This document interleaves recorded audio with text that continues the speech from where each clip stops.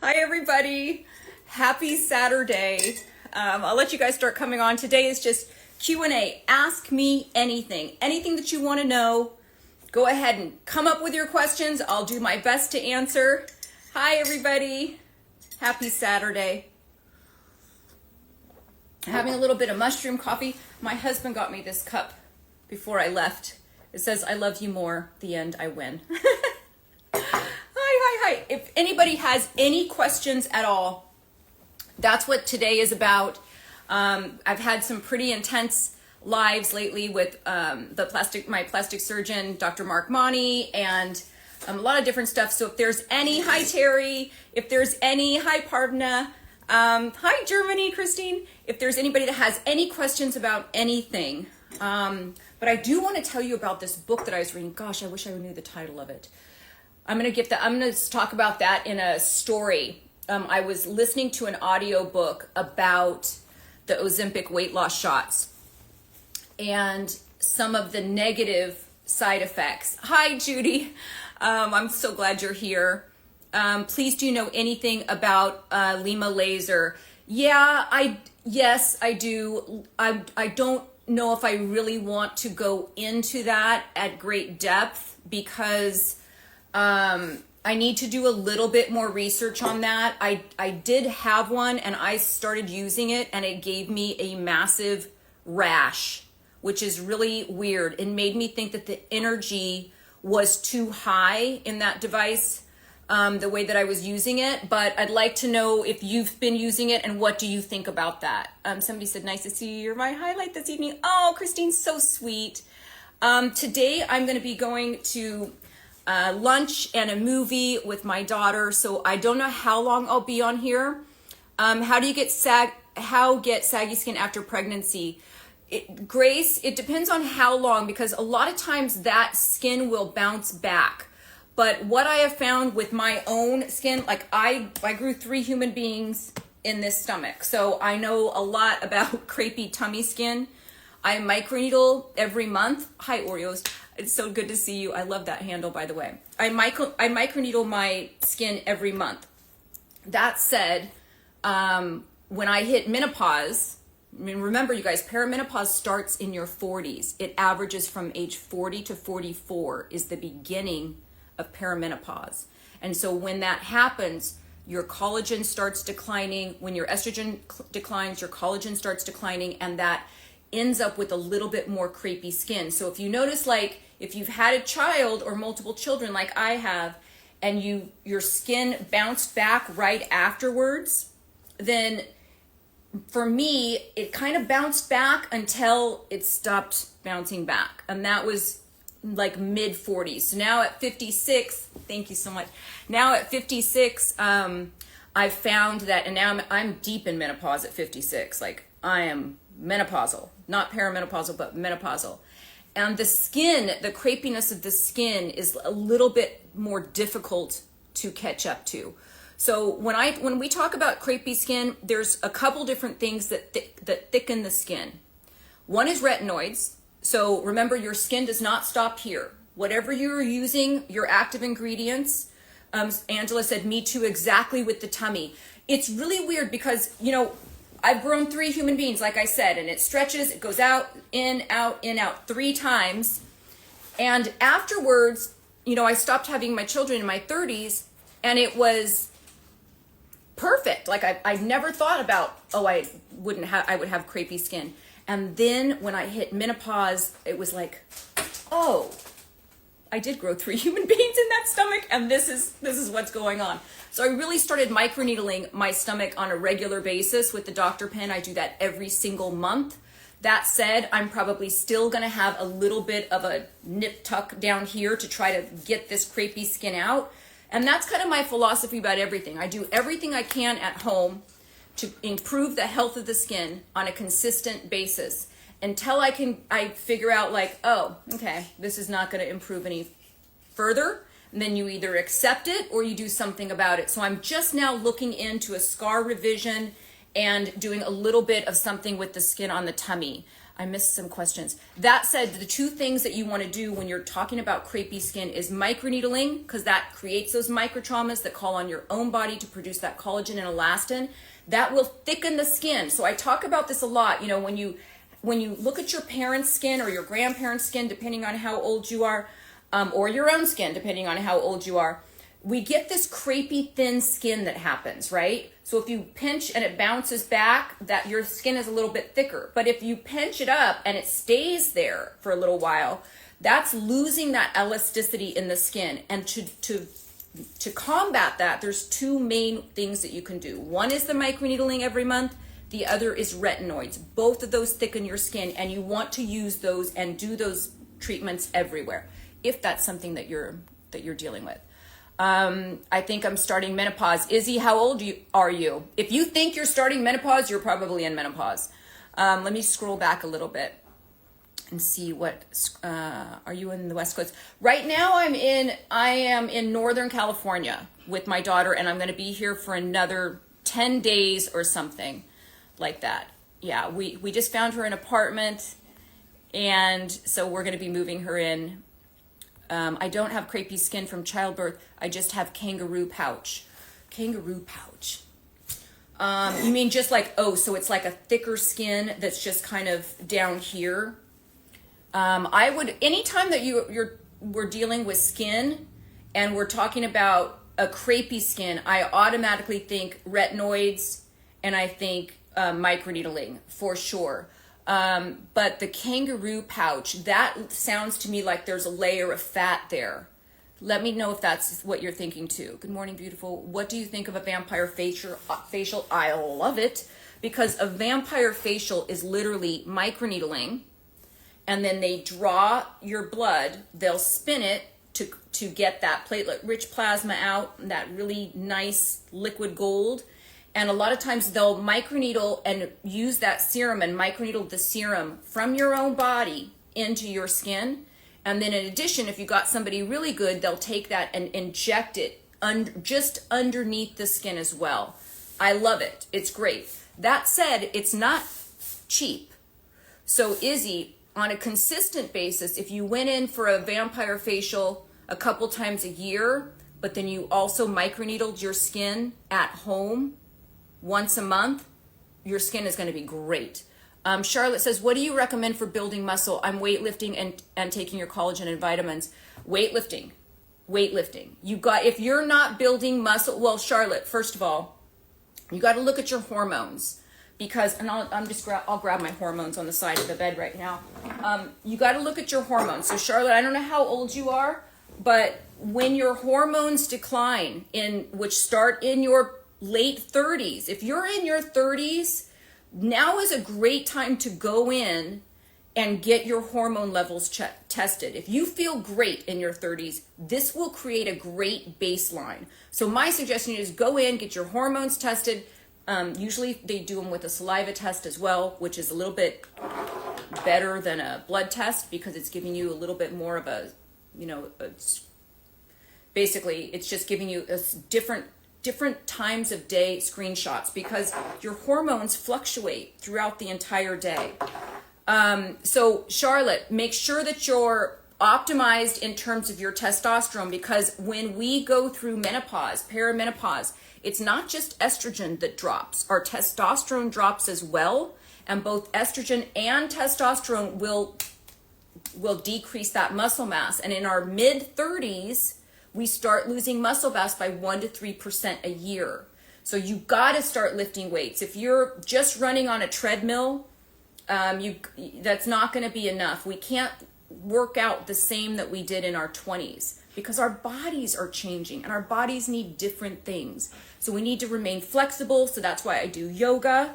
You need to have a little bit of stamina. So that's why you do the long walks, but you gotta do some weightlifting, and then make sure that you're optimizing your hormones as well. Okay, so Izzy, let's find out how old you are.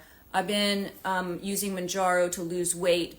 I'm in my 7th week. I feel good, but now I'm hearing so many bad things about the medicine. Do you know anything about it? I do. In fact, I just finished a book, and the title of the book is escaping me. My husband put it on in the car when I started driving here. I'm a 7.5 hour drive away from LA, and I listened to this book on tape the whole time. And I'm going to tell you a few things that you should be very cautious about, Judy. 1 second.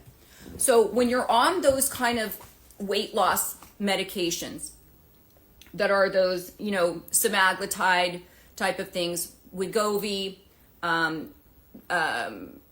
Ozempic, Mounjaro, what it does is they slow down your digestion. They work in multiple different ways. One is at the pleasure center of the brain, so it stops that association with pleasure and food. And remember, if we're talking about this from like an anthropological point of view, we are designed to find pleasure in food, to sustain us, to be able to search for food. We want to find that pleasure in food. It's part of our evolution. Just like enjoyment in sex is part of our evolution because it helps to procreate the whole species. That enjoyment, that pleasure center associated with food is very important. So when you're using things like these weight loss shots, it deadens and it dulls that pleasure seeking association with food. That's on one of the pathways that it uses. The second, so if we think about that in terms of psychology, for many of you guys know I've got a graduate degree in psychology. I also have a graduate degree in gerontology. But if you think about that in terms of the psychology, if we are using our food as a pleasure source, right? It's that which brings us comfort. It also could be a coping mechanism for a lot of people. A lot of people who are overweight, it's not because, oh my gosh, I love food so much. It's because they're feeding something else. They're feeding something else. And so to make them feel good in an otherwise, there's a lot of different reasons why people eat. It could be a lack of love. It could be, unhappy in your life. It could be boredom. It could be trauma based, where you're seeking food based on trauma that you've had, and that's the pleasure thing. When we get rid of that pleasure in food, which is oftentimes happens with these weight loss shots, that pleasure seeking behavior could turn to something else. So it could turn to alcohol or drug addiction, which happens a lot. You guys, you'd be shocked at how many people, once they're on weight loss shots and they've lost the weight and they're no longer seeking pleasure from food, turn to something else because their coping mechanism is gone.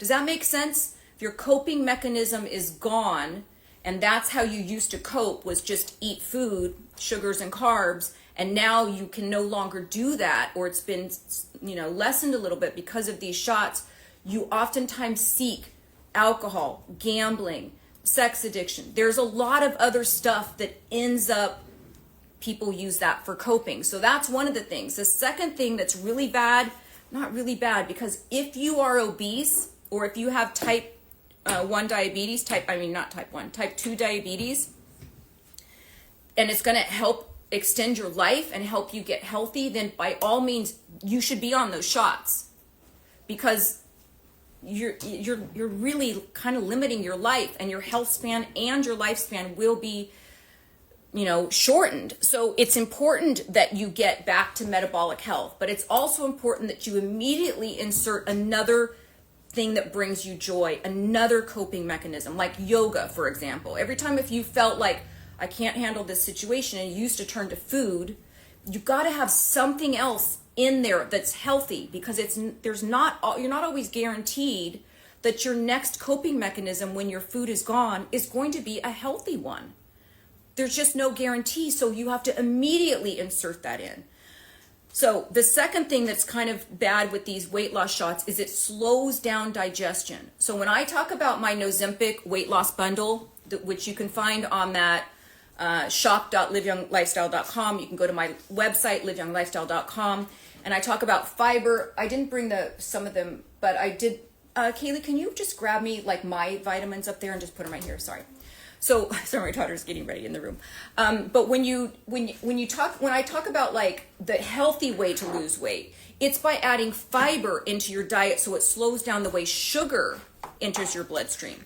The way that these shots work is that, or other weight loss things like that have that berberine, that same kind of Mounjaro, Wegovy, Ozempic, they slow down digestion. So instead of slowing down the way the sugar enters your bloodstream, it's slowing down the way any food enters your bloodstream, which is decreasing your metabolism. You're slowing your metabolism when you're on these kinds of shots. So when you're adding fiber, like my Fiberline, when you're adding fiber, and you guys can just DM me supplements, or when I post this to my main feed, which I'm going to do right afterwards, just put in the comment section supplements, and it'll take you right to all of my supplements. But when you're doing fiber, it's decreasing the sugar, slowing down the sugar entering your bloodstream. Very different. That creates a more sustained blood glucose level, which helps with overall metabolic health, and you will lose weight. What these shots are doing, it's slowing down the emptying of the intestines. And that, my friends, is decreasing metabolism. So when you get on some of these shots, if you don't have a lifestyle that you're immediately implementing the healthy lifestyle into that and adding fresh fruits and vegetables and adding all of that good stuff, then you're setting yourself up for a huge boomerang. And Judy, that's one of the major things that is going on with people that try to get off of these. And I've had some clients that have been on these weight loss shots that once they get off, they're so afraid to get off, they get right back on because they start gaining weight. So we're working to implement all of those healthy lifestyle hacks that I use to boost my metabolism at 56 years old, right? Lifting weights is one of them. My cold plunges, those are one ways. When I get in a cold plunge every morning, my Oura Ring tracks a 2 minute and 48 second cold plunge. Remember, that's like the length of the Rocky theme song, because that's what I put on to get in a cold plunge.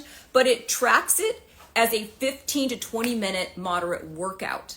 So when you can implement these healthy lifestyle hacks, then it's okay if you're obese or you're type 2 diabetes to get on to these things just for a limited amount of time to get your weight down, but you have to immediately implement those healthy lifestyle hacks. And then I'm just going to tell you the third thing that's really bad about those shots is that unless you have type 2 diabetes, unless you have obesity disorder, then what you're doing is you're implementing an easy way to lose weight where self-control is not part of the equation. You don't need self-control when you're on those shots.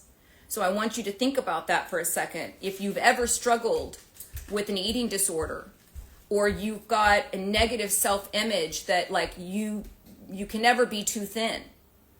I think Kate Moss that said, she said, nothing tastes as good as skinny feels. That was a Kate Moss quote.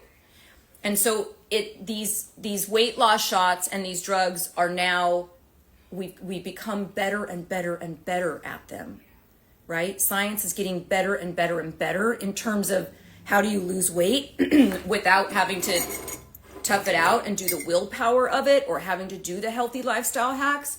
And it's oftentimes, more often than not, in the hands of people that are using it as a different way to have an eating disorder. And that's really not great. Okay, sorry. I went on a tangent on that.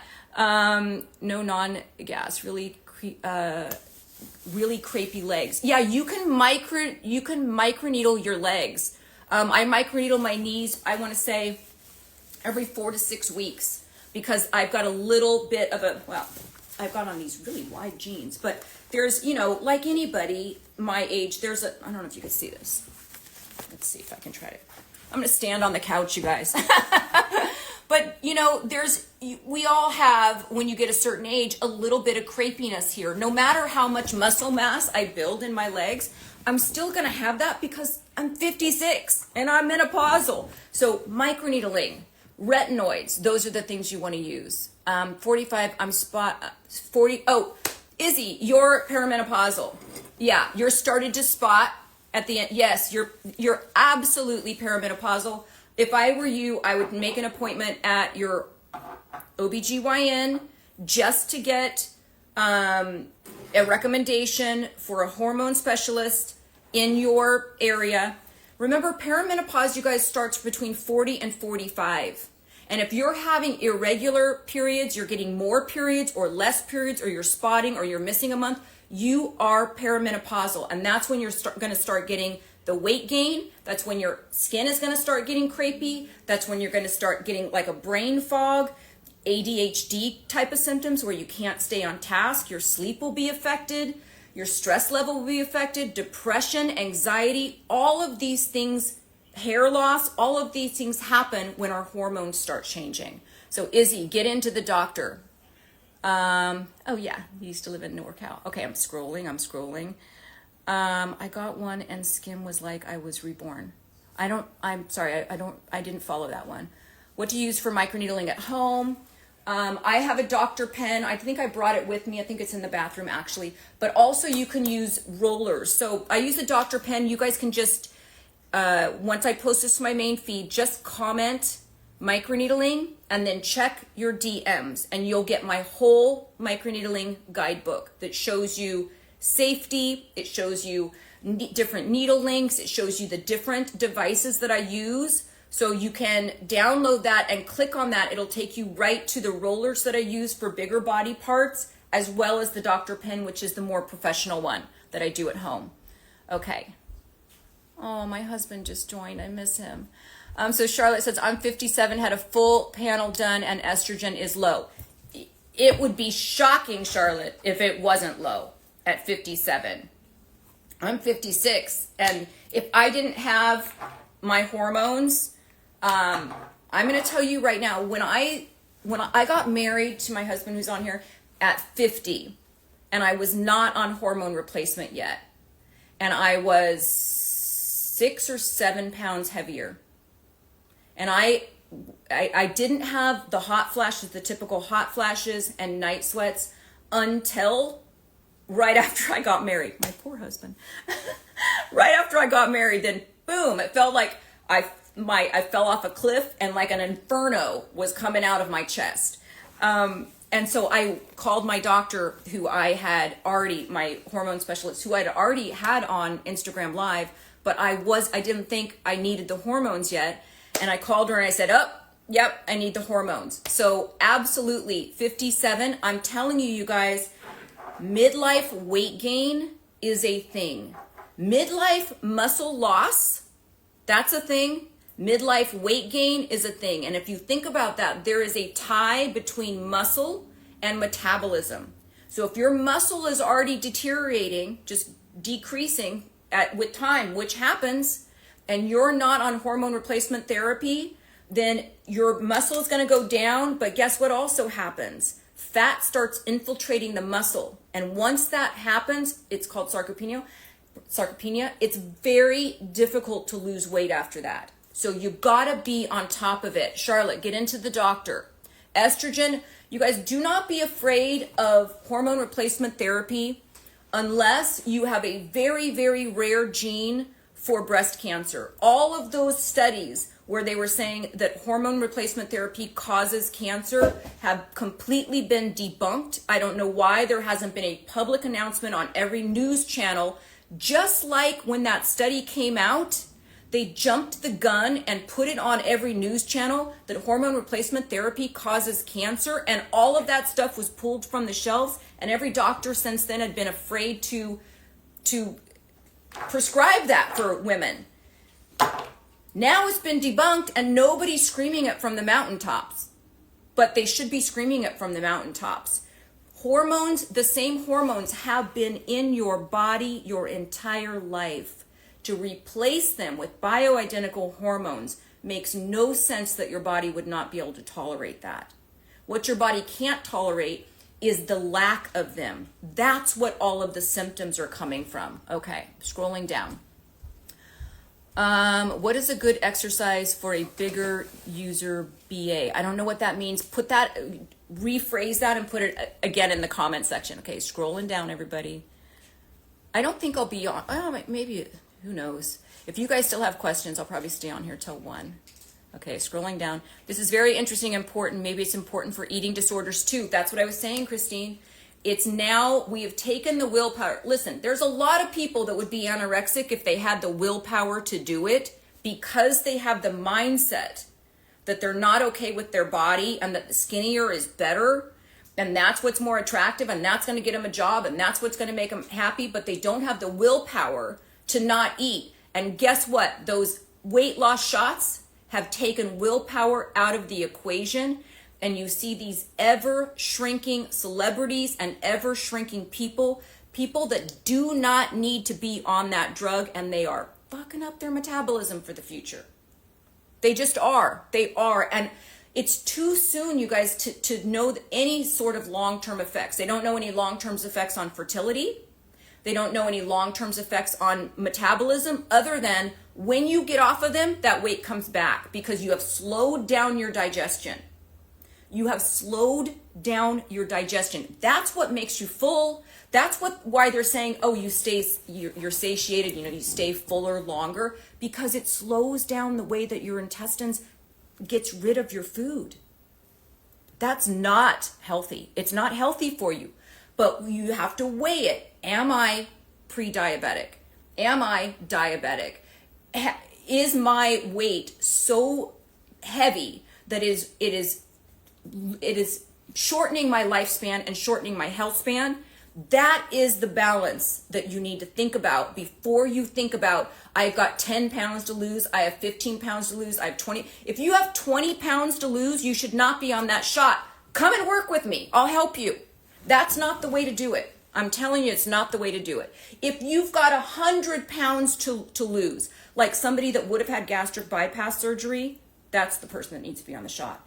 If you are a candidate for gastric bypass surgery, you can take the surgery out of it and use that shot, but you better implement some healthy lifestyle hacks right at the beginning, and you better have an alternative for a coping mechanism. Because if you are obese, if you have gotten that large, you are using food to cope with something. I don't want to say that.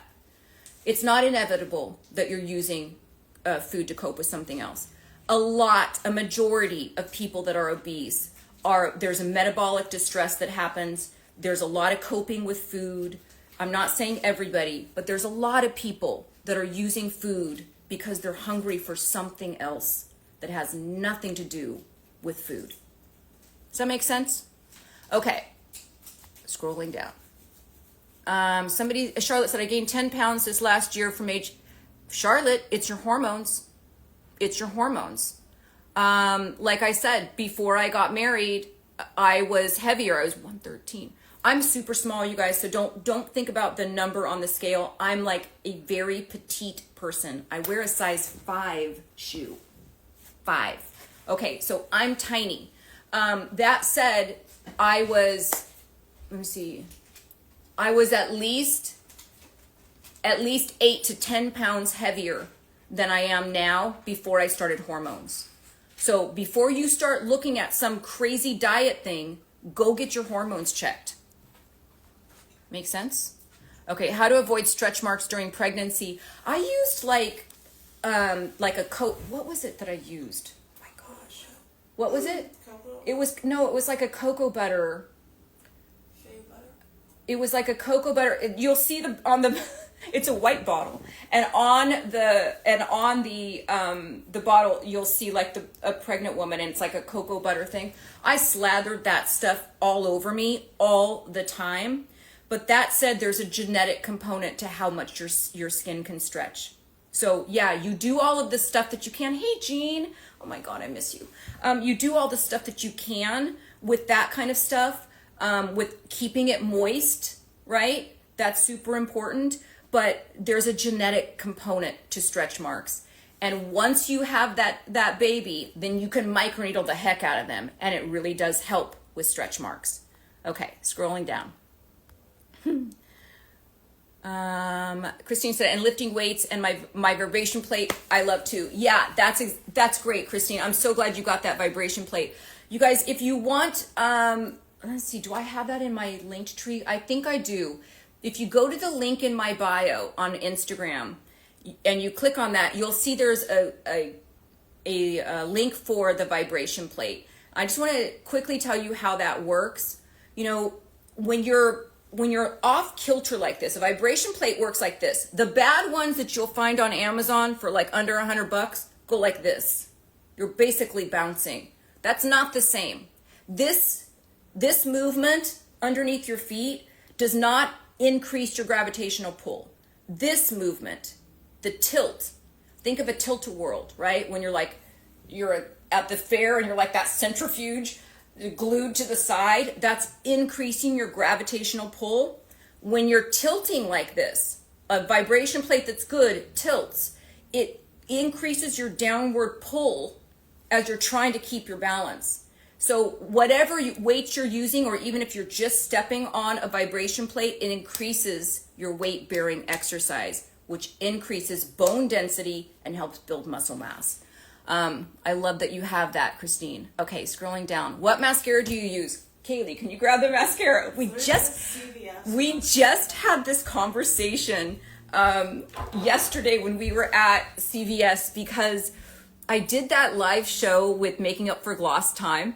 I'm not a makeup person, you guys. This is very, very little makeup. But that said, oh, and my top right there, sweetie, in the top drawer. Okay. She had told me oh my gosh, you're still using like a waterproof mascara. You have to use a tubular mascara. Never heard of that in my life. Tubular mascara. So I went and tried a bunch of different tubular mascaras. You guys, I use too much creams and, skincare products to keep a tubular mascara in place. What does that even mean? See, my daughter doesn't even know what it means. It's like instead of having this is my mascara that I use. Instead of having a waterproof mascara that won't wipe off, it creates a tube around, I'm telling my daughter as well, it creates a tube around each lash. And so when you go to take it off at night, you just run it you put your face under water, and it literally will it'll slide off like a tube. And I tried them for a couple of times, and then it just didn't work for me. My eyelashes are quite long because I use Latisse every night. So my eyelash would actually hit the top of my eyelid, and I have too much cream on. I'd end up with like black spots everywhere. So I use this as CVS. It's L'Oreal Paris Voluminous, and it's a waterproof.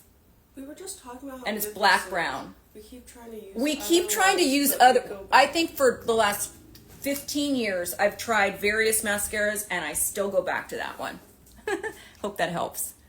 Okay, and then of course you've got to make sure when you're using a waterproof mascara like that you're using a eye makeup remover pad. Can you grab those for me, sweetie? I gotta have an assistant. That will literally take those off without damaging the eye and without you having to tug on the skin. You do not want to tug on the skin around the eye unless you're using like a microneedling thing. And even then, do you do HRT? Yes, I do. I'll tell you exactly. This is the eye makeup remover that I use, Almay, because it's biodegradable. And it's oily. It's what? It's oily. Yeah, it's a little oily, which I love, and it's biodegradable. And it's for long wearing mascara, hypoallergenic, all of that stuff. And it comes in little pads. So it doesn't take a lot, and it just comes right off. In terms of HRT, yeah, I do progesterone. I have progesterone drops. I used to do all creams. And you can't just start hormones, you guys, and then that's going to be the amount of hormones you're going to be on. Because your hormones will continue to decline. They'll continue to decline. And as they're continuing to decline, you need to keep adding so that you balancing them out, right? So I used to use all creams, and I just recently switched to liquids for my estrogen. So this is my estrogen. I take 3 drops underneath my tongue, morning and night. And this is my progesterone. I take 4 drops underneath my tongue at night. And then testosterone, I take 2 clicks, and this is compounded for me. You have to go to your own doctor and find out but these are the 4 hormones, along with thyroid, that decrease with age. Testosterone, you guys, we need testosterone. Our testosterone decreases. We need that for muscle mass. We also need that for libido. But testosterone, DHEA, estrogen, progesterone, and then thyroid. You need to get your thyroid checked. So this is my testosterone. I do 2 clicks of this. I rub it into, I was due to have it anyways.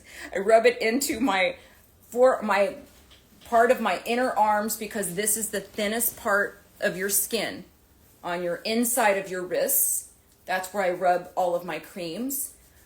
If you've got fur babies and you're worried about them getting some of your hormones, a lot of people will rub it in on their belly as well, or behind their knees. But I always just rub it in here. And then I do a DHEA. So I do 1 click of this, but this one I've already done, and I do this in the morning and then at night. Okay, so that's that. I'm scrolling down. Yeah. You guys, don't be afraid of hormone replacement therapy. They're not making the same, and that's another thing, Terry. I talked about that a little bit earlier. So go back and listen to that, but I'll just give you the heads up. They should be screaming from the mountaintops, the hormone replacement therapy. Bioidentical hormone replacement therapy does not increase risk of cancer. We've had those hormones in our bodies our entire lives. All we're doing is replacing what is now declining. It should not cause cancer. We're replacing what is declining. The only case in which you should be very concerned is if you've got an estrogen-based breast cancer, then you don't want to be on estrogen, right? But you can do other things. They have suppositories. It won't work systemically, but it will at least help with dryness, with vaginal atrophy. Yes, that is a thing.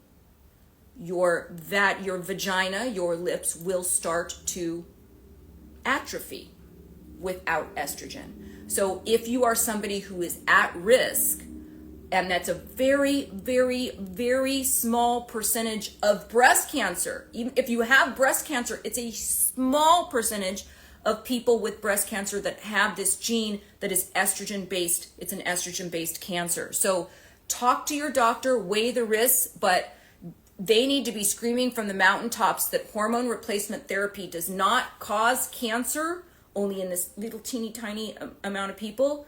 And that with this decline of estrogen, with these decline of hormones, you are leaving yourself susceptible to osteoporosis. So your bones become fragile with the loss of estrogen. Your brain, Alzheimer's, dementia, you greatly increase your risk of Alzheimer's and dementia when your estrogen declines. And you increase your risk of cardiovascular disease, in particular heart attacks. 1 in 4 menopausal women will die of a heart attack that's not on estrogen replacement therapy. 1 in 4.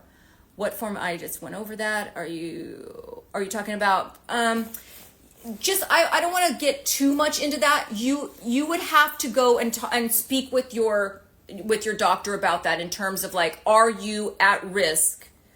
You'll want to go through your whole family history, right? Family history of breast cancer on both sides of the family. You shouldn't be afraid of the pellet, Charlotte, but just remember, it's, menopause is specific to you, to you. Your hormones do not match my hormones. And listen to your doctor in terms of what they feel is the best. I have a lot of clients who are on the pellet who love it. Just goes right underneath the skin. For me, I love the creams, and now I'm loving the drops. And at one point, my estrogen and progesterone were about to double. Then I was already taking testosterone and DHEA and the creams, and it was like, I'm too oily with too much stuff. Can we do something else? And so now I'm using these.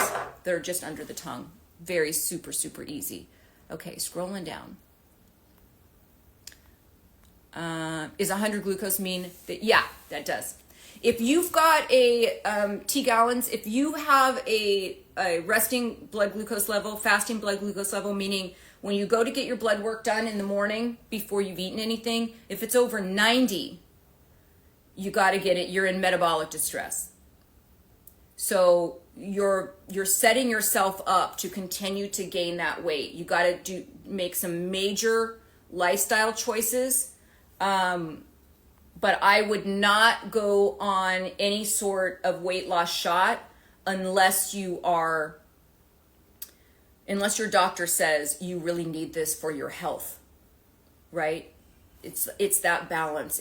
You have to weigh those pros and cons, and these weight loss shots have become overused and misused, and it's just, you're going to see there's going to be a lot of stuff that's going to be coming out on how bad they are. Now, that said, if you need it, you need it. If it's going to save your life, get on it. And then make those lifestyle changes. I've lost 23 kilos in 1992. I'm holding my weight till today, but I do a lot for it. Good for you, Christine. Good for you. 23 kilos, that's a lot. Wow, good for you. Amazing. You know, our bodies are weird. I want to just touch on this for a second because this was also in this book that I was reading listening to on the way here. Our body, it's really bizarre. They've done some twin studies. They've taken twins and they put one twin on a predominantly plant-based diet, small amounts of meat, very healthy, working out, blah, blah, blah. They had another one, eat a bunch of junk food for a long time. The twin gained a lot of weight. Once that twin tried to lose weight and got to the same level as their sibling, they needed fewer calories to maintain that weight. Does that make sense? You guys see what I'm saying? Our bodies try to hold on to whatever weight we put on.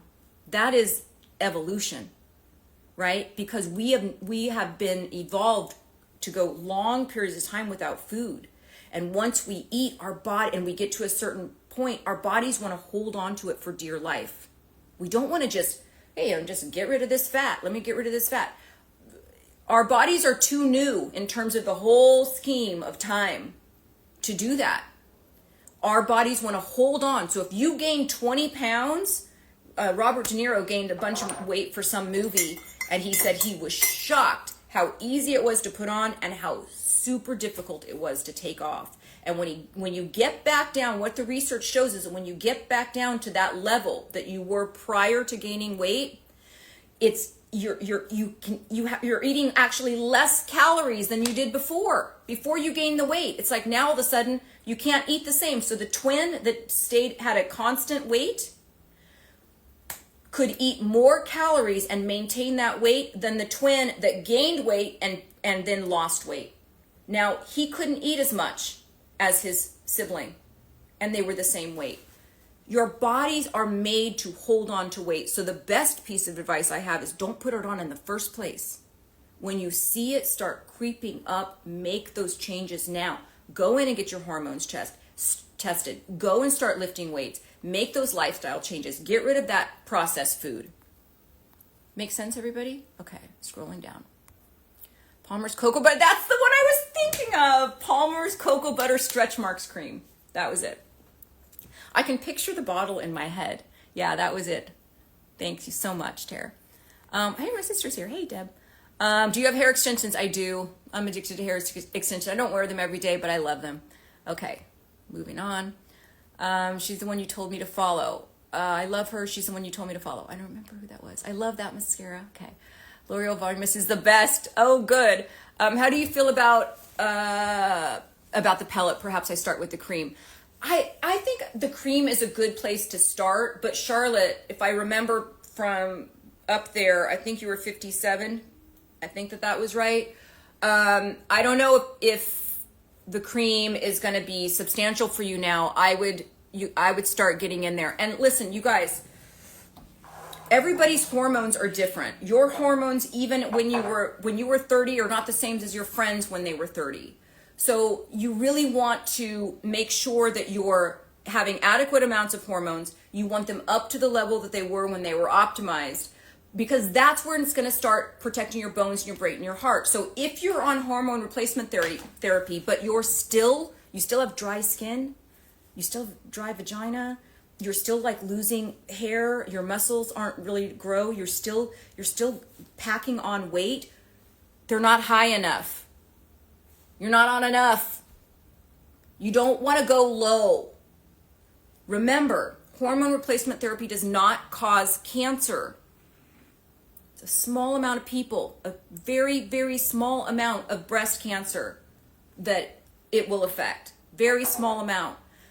The rest of us, you want those hormones back when your body was functioning optimally, when your metabolism was great, when your skin was great, when your hair wasn't falling out, when you were able to sleep, when you were able to like stay asleep, right? When you weren't waking up with night sweats, when you weren't having hot flashes. If you're having a hot flash, if you have one hot flash, I would immediately call your doctor. You're not on enough estrogen if you're having a hot flash. Make sense? What product do you use for your brows? Can we get that Anastasia little pencil? Sorry. I'll show you. Who did your facelift? Dr. Mark Monty. It really was a neck, you guys. I went in for my neck to be done, but you can't do a neck. And genetically, I have like this muscle. He carved away a little bit of muscle here. Thank you. This is the brow pencil, Anastasia. And the one that I like is called Strawburn. So it's got a brush on one side and then a twist up point on the other. It's called Strawburn, and I just fill that in. But I also use Latisse on my eyebrows. Thanks, sweetie. But I went in for my neck to be done. I was about to be married. I did a whole live show with Dr. Mark Monty, so make sure you guys check that out. If you're interested in anything or you've ever thought about going under the knife for anything, watch that first, okay? Make sure you watch that and go see my whole video that I posted on YouTube because it's no joke. It's a lot of downtime. It's a traumatic thing. There is such thing as post-surgery blues, which I'm never a depressed person, but I was depressed after that for a little bit. So there's things that you want to be aware of, and you want to have all the information before you do something that's that big. But I was about to get married. I was 49 years old. I knew I was going to have two in my life because that's just the way that I roll. This is mostly like a healthy aging channel. So it's, we're talking about heart, brains, bones, muscles, metabolism, all of that stuff. It's inside out aging, but it's also outside in. So I do all of that. I address everything. And I really wanted my jaw to be more chiseled. I did not like how I looked in my profile. And so I thought, well, I'm going to do this 3 months before I got married. And he did a fantastic job. But you really can't do anything here without also doing a lower. So I've not done anything. I'm going to get real close to you guys. I've not done anything from here up. I've not had an upper bleph. I've not had a lower bleph. This, my friends, is good products and microneedling. That's what that is. Okay. Thank you so much. Why does an OBGYN say that compounded hormones are not exact and so they're not as good as the patches and the pills? Probably because that OBGYN does not have or trust a compounding pharmacy. So it just depends on your location. I live in Los Angeles, and there's a lot of amazing compound pharmacies that do compound for hormones. And when you compound something, you're literally able to tailor it specifically to that person. And the same as the pills, like, they can adjust that a little bit, but it's true, if you don't trust the pharmacy that's doing that, then you could have, you don't want to listen, if you're buying compounded hormones online, you're making a huge mistake. So you gotta trust the pharmacy. Your doctor has to work hand in hand with that pharmacy. So that's probably, Angela, why they're saying that. Okay. Your vibration place was 330 euros. That makes sense. Yeah, it's around, I don't know the exchange rate, but I'm gonna say it's around, that one is around $650. You guys, if you're spending $100 on a vibration plate, it's probably a piece of crap. It's probably gonna break. The one that's on, I'm not gonna like get behind something that is not gonna work. So if it's going like this, I have a client that sent me a link to a vibration plate and she said, why is this $100 on Amazon? And I looked at it and I'm like, because break in 6 months, and it's not even it's not making the right movements that's going to increase your gravitational pull. Okay, scrolling down. Gina said, I feel so much better on hormones. It's night and day. And I remember, Gina, when you tried stopping and you went back on. Yeah. If you're on hormones, listen, your body it doesn't work this way where you start hormones, you start feeling better, and you're like, I don't need this. It's not psych meds, right? There's nothing that you're going to be able to do that's going to increase your estrogen if you're in menopause. It's not like your estrogen's going to bounce back. Oh, I think I got it. Let me take away the hormones. No, it doesn't work that way. If you want to stay healthy the rest of your life, if you want to protect your bones from osteoporosis, if you want to protect your muscles, if you want to protect your brain, if you want to protect your heart, you'll be on these. I'll be on these for the rest of my life. I just will. Why liquid progesterone, estrogen instead of pills?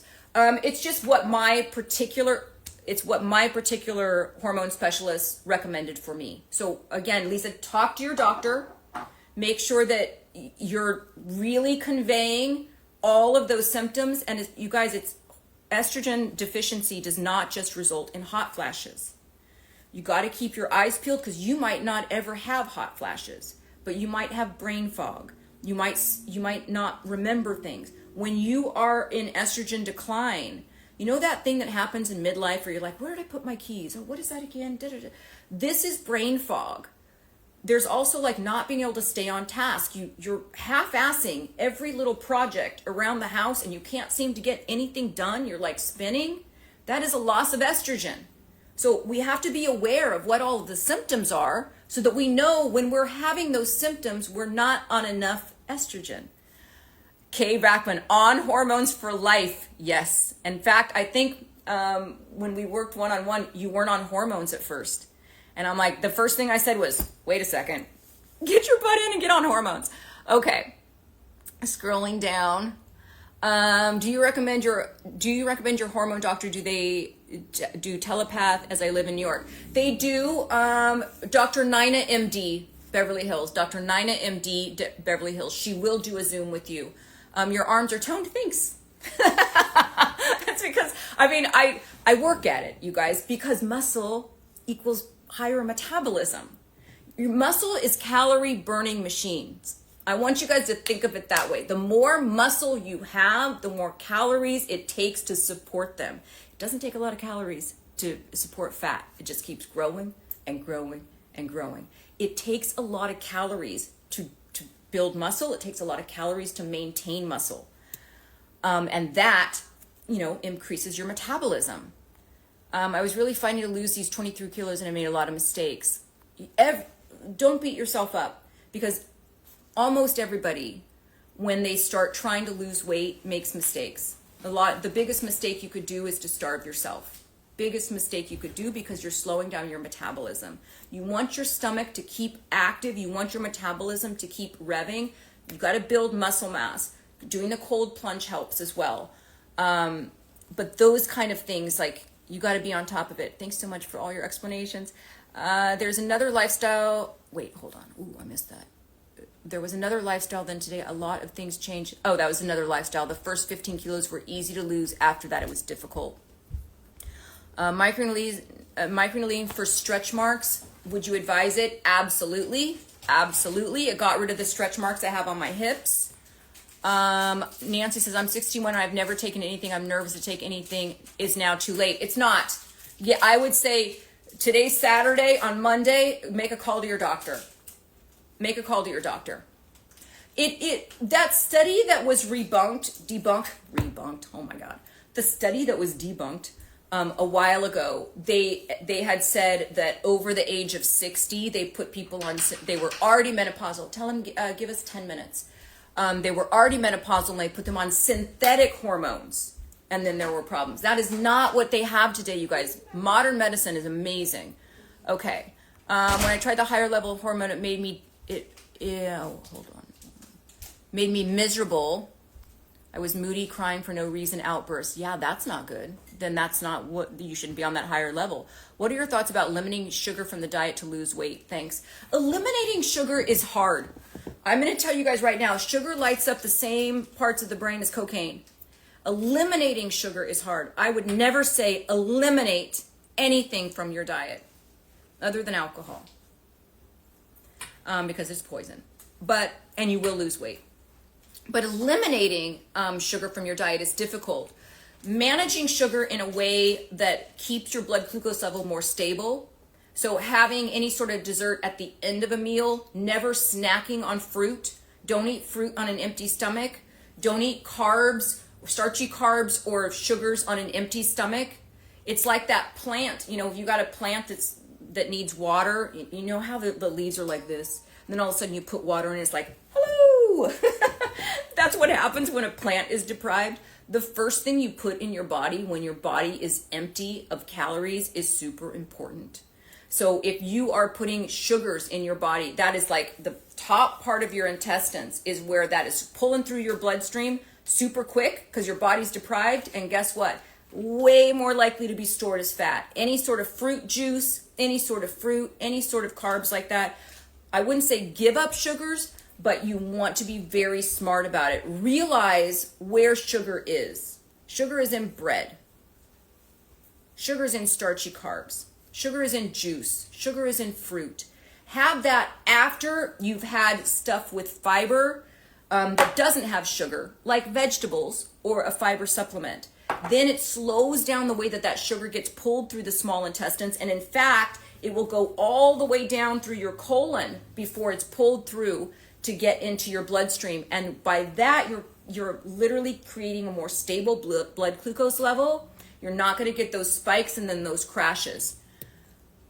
So yeah, I think the order in which you eat your food is super important. So I always start with fiber. So all the vegetables first, or a fiber supplement like 15 minutes before. This you just do like a little scoop inside a glass of water. I have my daughter on this now too. It's like one scoop inside a glass of water, stir it up and guzzle it. It's like no flavor, but it has a little bit of a boba kind of crunch to it. Not crunch, but you can see that.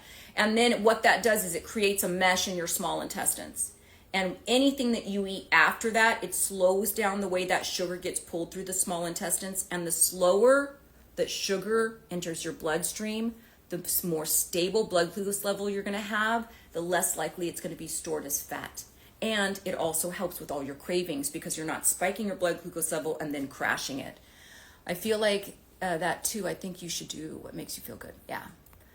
Do you do filler? I do not have filler, although I don't do hyaluronic filler, Trisha, but I just did. In fact, if you look at a live show that I did with, maybe it was a reel with Ellie Lambert, we did a PRP. She solidified PRP. It's called a PRP filler. So it uses your own natural body. So they take the blood, she spins it in a centrifuge, she warms it a little bit so it solidifies, mix it with the solution and it solidifies. And then I put this in my temple, and I think she put a little bit also in my cheek. But this is not filler. This is a PRP filler, which is very, very different. If you're using a hyaluronic acid filler, those oftentimes shift.